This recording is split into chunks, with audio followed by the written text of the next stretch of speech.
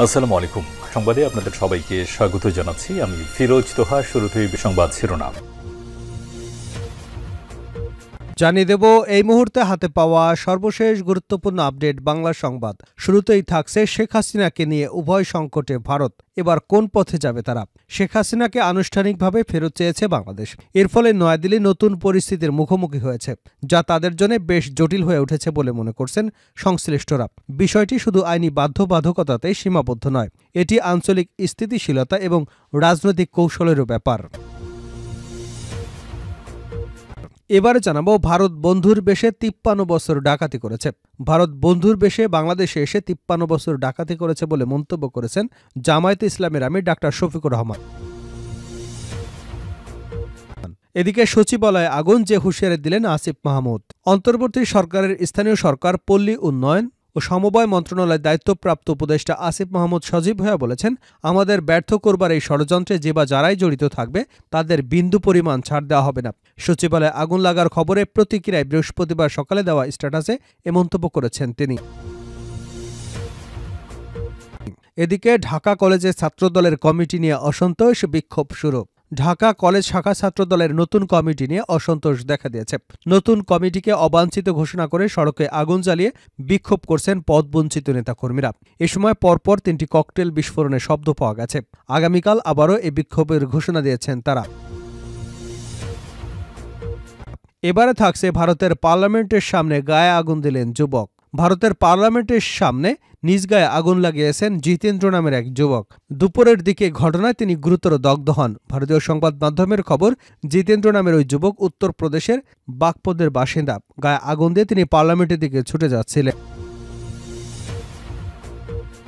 এবং সর্বশেষ জানাবো বড়দিনে ইউক্রেন জুড়ে রাশিয়ার ক্ষেপণাস্ত্র হামলা। বড়দিনে ইউক্রেন জুড়ে রাশিয়ার ক্ষেপণাস্ত্র হামলার কড়া সমালোচনা করেছে দেশটির প্রেসিডেন্ট ভলোদিমির জেলেনস্কি।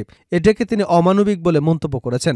এর আগে খার্কিভে ৬ জন আহত এবং নিপ্রোপেট্রোভস্ক শহরে ১ জন নিহত হয়েছেন। রুশ বাহিনীর হামলার পর খার্কিভে প্রায় ৫ লাখেরও বেশি মানুষ তীব্র শীতের মধ্যে বিদ্যুৎহীন অবস্থায় রয়েছেন। এছাড়া কেবের কিছু অঞ্চল বিদ্যুৎ বিচ্ছিন্ন হয়ে গেছে। এতক্ষণ শিরোনাম শুনছিলেন, এবার বিস্তারিত। প্রিয় দর্শক, আপনি যদি এই চ্যানেলে নতুন হয়ে থাকেন, ভিডিওটি দেখতে দেখতে চ্যানেলটি সাবস্ক্রাইব করে আমাদের সঙ্গে থাকুন। আর এই ভিডিও সম্পর্কে আপনি আপনার মূল্যবান মতামতটি কমেন্ট বক্সে জানিয়ে দিন। আর হ্যাঁ প্রিয় দর্শক, জানিয়ে দিন ভিডিওটি কোথা থেকে দেখছেন। হাসিনাকে নিয়ে উভয় সংকট, কোন পথে যাবে ভারত? শেখ হাসিনাকে আনুষ্ঠানিকভাবে ফেরত চেয়েছে বাংলাদেশ। এর ফলে নয়াদিল্লি নতুন পরিস্থিতির মুখোমুখি হয়েছে, যা তাদের জন্য বেশ জটিল হয়ে উঠেছে বলে মনে করছেন সংশ্লিষ্টরা। বিষয়টি শুধুমাত্র আইনি বাধ্যবাধকতাতেই সীমাবদ্ধ নয়, এটি আঞ্চলিক স্থিতিশীলতা এবং রাজনৈতিক কৌশলের ব্যাপার। বাংলাদেশের পক্ষ থেকে হাসিনাকে ফেরত চাওয়ার বিষয়টি দ্বিপাক্ষীয় সম্পর্ক এবং ভারতের অভ্যন্তরীণ রাজনীতির ক্ষেত্রেও গুরুত্বপূর্ণ, যেখানে একটি ভুল সিদ্ধান্তের অনেক কিছুই হতে পারে। বৃহস্পতিবার সংবাদ মাধ্যম দ্য স্টেটমেন্টের প্রতিবেদনে এসব তথ্য উঠে এসেছে। প্রতিবেদনে বলা হয়েছে, শেখ হাসিনাকে নিয়ে এখন উভয় সংকটে আছে ভারত। কারণ ভারত যদি হাসিনাকে প্রত্যাবর্তন করে, তাহলে সমালোচকরা বলবে বাংলাদেশের অন্তর্বর্তী সরকারের সঙ্গে সম্পর্ক গড়েছে নয়াদিল্লি, যে সরকার সংখ্যালঘুদের উপর কথিত নির্যাতন বন্ধ করতে পারেনি। এছাড়া শেখ হাসিনার প্রতি যারা অনুগত তাদের পার করে দিয়েছে, এমন একটি চিত্র তৈরি হবে। অপরদিকে মানবতা বিরোধী অপরাধে অভিযুক্ত শেখ হাসিনাকে যদি ভারত ফেরত না দেয়, তাহলে ঢাকার সঙ্গে সম্পর্ক খারাপ হওয়ার ঝুঁকি তৈরি হবে, যার প্রভাব পড়তে পারে বাণিজ্য, সীমান্ত নিরাপত্তা এবং আঞ্চলিক সহযোগিতার উপর। এছাড়া ভারতের অভ্যন্তরীণ রাজনৈতিক অঙ্গনেও এটির খারাপ প্রভাব পড়বে। বিরোধী দলগুলো সরকারের রাজনৈতিক প্রাধান্য এবং স্পর্শকাতর বৈদেশিক নীতি নিয়ে প্রশ্ন তুলতে পারে। এছাড়া আঞ্চলিক পরাশক্তি এবং মানবিক মূল্যবোধের প্রতি ভারতের যে প্রতিশ্রুতি আছে, সেটিও প্রশ্নবিদ্ধ হতে পারে। বিষয়টি দক্ষিণ এশিয়ার কূটনৈতিক ভূচিত্রের বিষয়টি আরও বড় পরীক্ষার মুখে ফেলবে। সেখানে নির্বাসিত ব্যক্তি এবং তাদের ফেরত চাওয়ার বিষয়টি নিয়ে বিতর্কের সৃষ্টি হয়। এছাড়া শেখ হাসিনাকে নিয়ে ভারত এবার কী সিদ্ধান্ত নেবে, সেটি ভবিষ্যতের জন্য একটি দৃষ্টান্ত হয়ে থাকবে। সামনে এ ধরনের পরিস্থিতির মুখে পড়লে দেশটি কি করতে পারে সেটি পরিষ্কার হবে। স্টেটমেন্ট বলছে, বাংলাদেশের সার্বভৌমত্বকে সম্মান জানানোর পাশাপাশি ভারতকে এই বিষয়টির মানবিক দিক বিবেচনা করতে হবে। তারা শেখ হাসিনার মতো পুরনো বন্ধুকে ফেরত দেবে কিনা সেটিও দেখার বিষয়। তবে এই মুহূর্তে ভারতীয় নীরব কূটনৈতিক তৎপরতা চালাতে পারে, যেটির মাধ্যমে কোনো উত্তেজনা তৈরি না করে উদ্বুদ্ধ পরিস্থিতির সমাধান করা যাবে।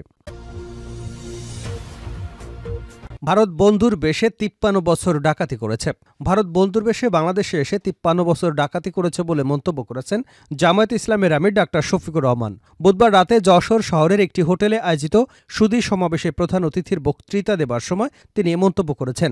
সুধী সমাবেশের আয়োজন করে জামায়াতে ইসলামী যশোর জেলা শাখা। এতে বিগত সরকারের সময় নির্যাতিত এবং নিহতদের পরিবারের স্ত্রী সন্তান সহ বিভিন্ন শ্রেণী পেশার মানুষ অংশগ্রহণ করেন। ডাক্তার শফিকুর রহমান বলেন, ভারত আসলে বন্ধু বেশে শুরু করে দিল ডাকাতি। এ কেমন বন্ধুত্ব? ১৬ ডিসেম্বর রেসকোর্স ময়দানে আত্মসমর্পণে সব অস্ত্রই তারা নিয়ে গেছে। ৫৩ বছর ধরে আমাদের প্রাণের বন্ধু সেই গুলির একটি খোসাও ফেরত দেয়নি। এ কি ধরনের বন্ধুত্ব?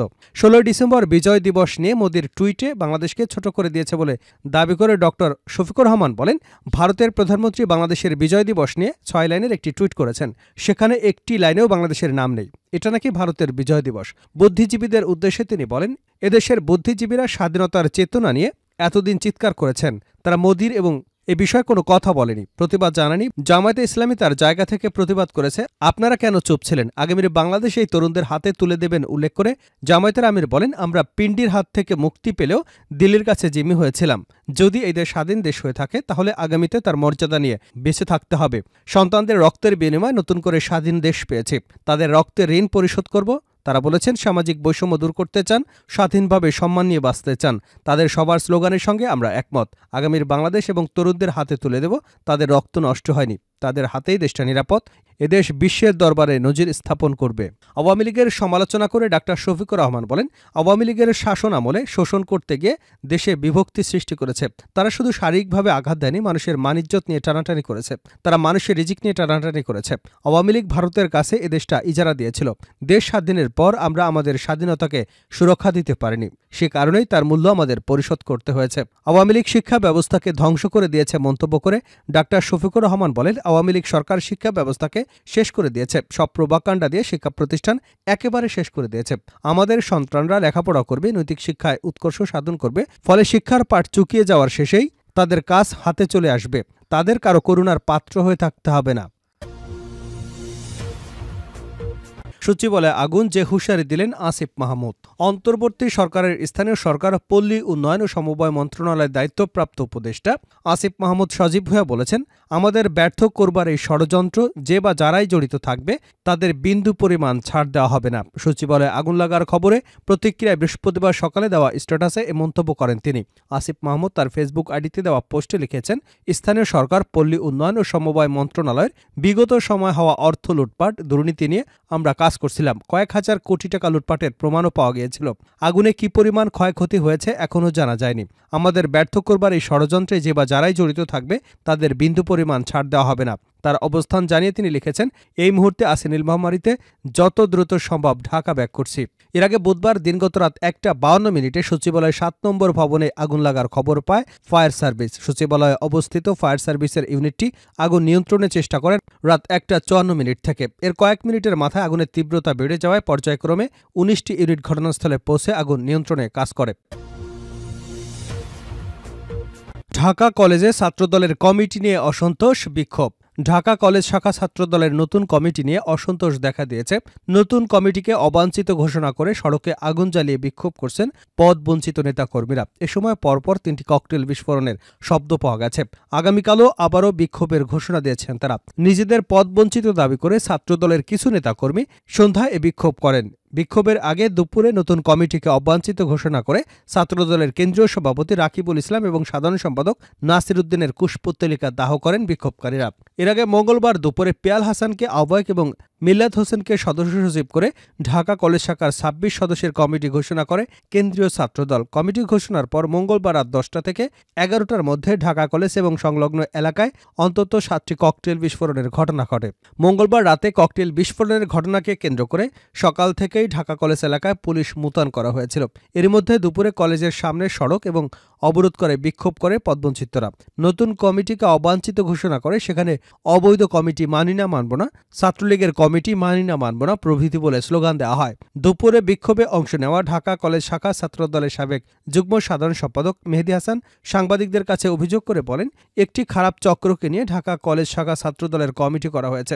২৬ সদস্যের কমিটিতে ছাত্রলীগের কয়েকজন কর্মীও রয়েছে। অথচ আমরা যারা আন্দোলনে সক্রিয় ছিলাম, শিক্ষার্থীদের পাশে ছিলাম, তারা পদবঞ্চিত। তাই আমরা এই কমিটিকে অবাঞ্ছিত ঘোষণা করছি।